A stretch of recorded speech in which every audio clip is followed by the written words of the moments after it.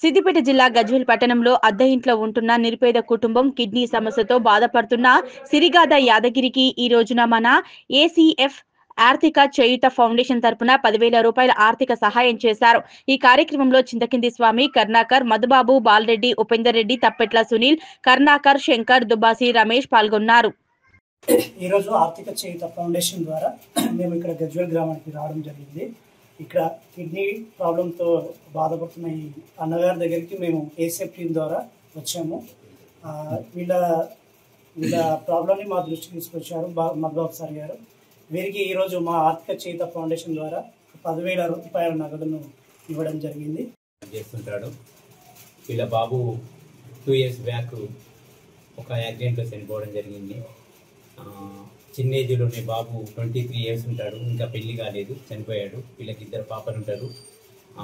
ఇతని పరిస్థితి కూడా కిడ్నీ ప్రాబ్లం తోటి డయాలసిస్కు రావడం జరిగింది. ఆ డయాలసిస్ చేసుకోవడానికి కూడా వాళ్ళకి చాలా ఇబ్బందిగా ఉన్నది. మందులు కొనలేని పరిస్థితిలో ఉన్నారు. ఇల్లు కూడా సొంత ఇల్లు లేదు. వాళ్ళకి ఇల్లు కూడా డబుల్ బెడ్రూమ్లో రావడం జరిగింది. కానీ కొన్ని కారణాల వల్ల వాటికి లాక్ చేయడం జరిగింది, అది ఇవ్వడం లేదు. ఆ డబుల్ బెడ్రూమ్ కూడా మనం అందరం కలిసి ఇప్పించాలని కోరుతున్నాను.